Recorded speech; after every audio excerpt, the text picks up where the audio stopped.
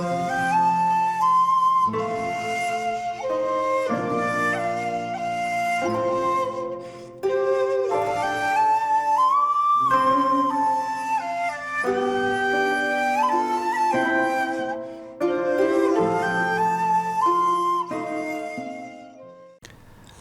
there, this is Solitary Ronin from Solitary Ronin Films, and welcome to another double take. Today's double take is about Love Dolls, and it features the 2007 film Lars and the Real Girl, directed by Craig Gillespie, and 2009's Air Doll, directed by Koreeda. As we may or may not know, love dolls are becoming more popular as more social disconnection and as we break down as a society and our personal relationships have broken down completely.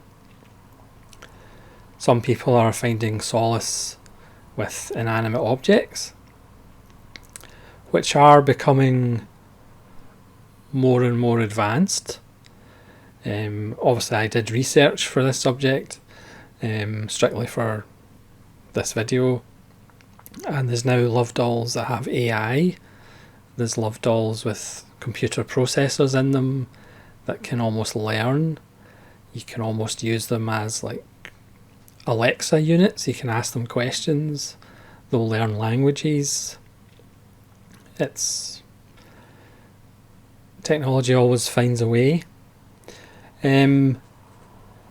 So Lars and the Real Girl, starring Ryan Gosling and Emily Mortimer, directed by Craig Gillespie, who's Australian, did the Fright Night remake, and also did I, Tonya, about Tonya Harding. Written by a woman, Nancy Oliver, who's done a lot of TV work, and it follows the story of Ryan Gosling, who's a quiet young man who lives with his sister and brother-in-law after the death of his mother. He's very insulated, and he gets a package, and it's a love doll, but he views it as his new girlfriend, Bianca, who's from Brazil, and he invents this whole backstory about her childhood and how she came to this small place in America. The actual purpose of a love doll for actually having sex with is never really brought up in this film.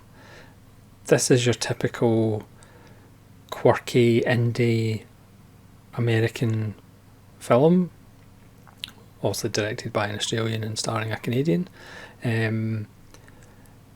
It's all about just the relationship and obviously his friends and his family and co-workers, including a female co-worker that's got a soft spot for him, all think that he's out of his mind, but eventually they all kind of come round to the idea that it's best for his mental health that they accept Bianca as a real person, as a real kind of member of society, and they kind of take her in. And both these films are about how humans react to the love doll. Obviously his family want him to see a psychiatrist, want him to get help, because he believes Bianca is actually a real person and not a love doll. Again, it's quirky, it's amusing, it's rather enjoyable. The ending is fairly predictable, but Bianca has an interesting story arc as she becomes ill, and obviously this affects Ryan Gosling's character. And it's all about, replacing his mother. The death of his mother's obviously damaged him somewhat from a mental health perspective, and trying to find his way in the world. It's certainly the lesser of the two films, but it's still worth a look. And then we have Kore-eda's Air Doll, which bizarrely you would think it would be the American one that would actually show you, the sex part of it, but it's actually the Japanese film that does that. Kore-eda is sometimes known to, his films are kind of quiet and sensitive, whereas this one he kind of shows you the truth, as we're introduced to a character who has the air doll, who again he calls her his ex-girlfriend because he doesn't want all the noise and the bother and the hassle of actually having a girlfriend. He just essentially wants her for sex. But then in magical realism, she actually comes to life. So during the day when he's away at work, she explores the world, and when he comes home from work, obviously she goes back to being a love doll. We see her as now a moving, breathing person, whereas he just sees her as a doll. It kind of reminds me a little bit of John Sayles' Brother from Another Planet, in the sense that it's how human beings react to her rather than her reacting to human beings. So she meets these characters. There's a woman who works in a bank. There's an old guy who's needs oxygen to breathe.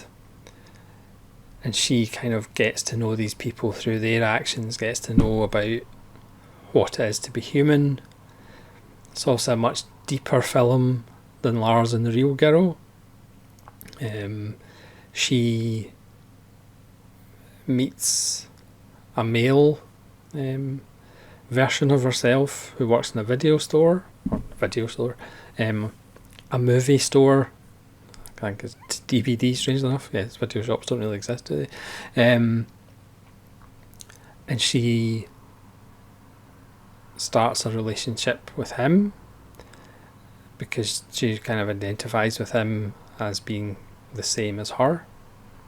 Also, there's some scary moments when she develops a puncture.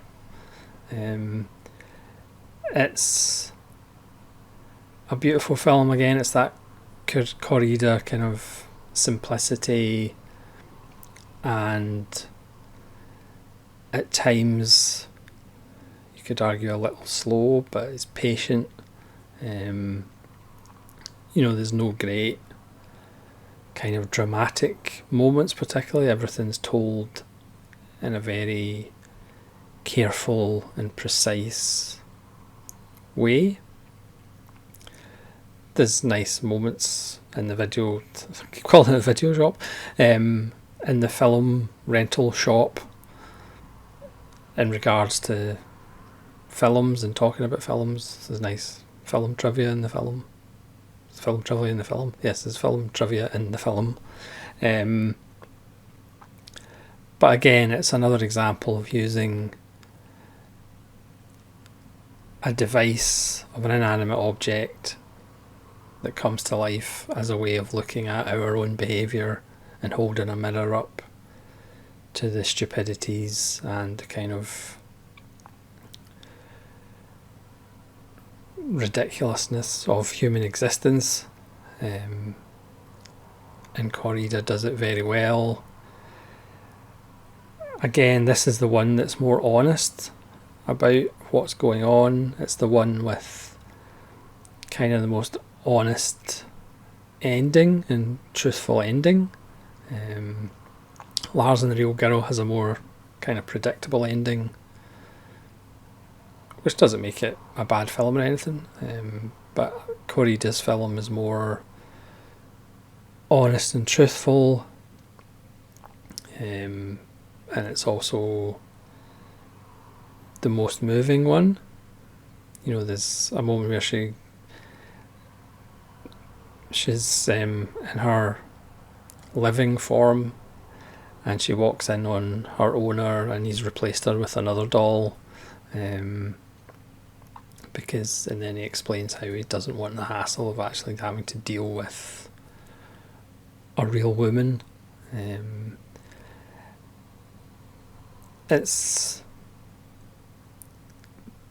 I think Air Doll works better because, like I said, it is more truthful, it is more honest, it's more downbeat. The people that we meet are all kind of damaged in some way. They've all been kind of worn down by life and affected by life, and they've all found their own way of surviving and their own way of getting through the day, which I think is something that you can relate to.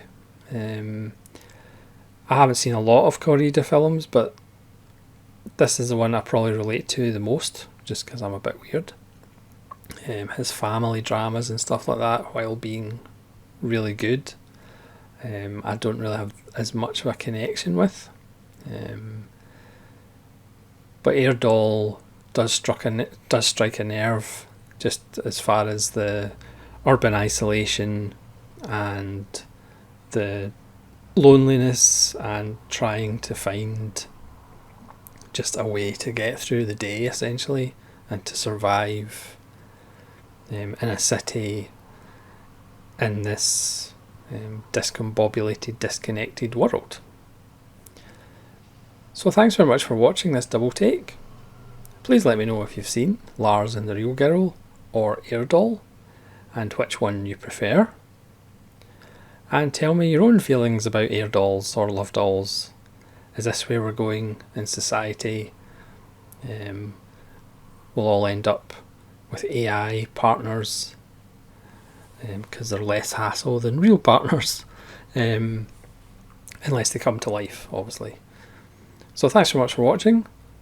This is Solitary Ronin from Solitary Ronin Films, saying farewell.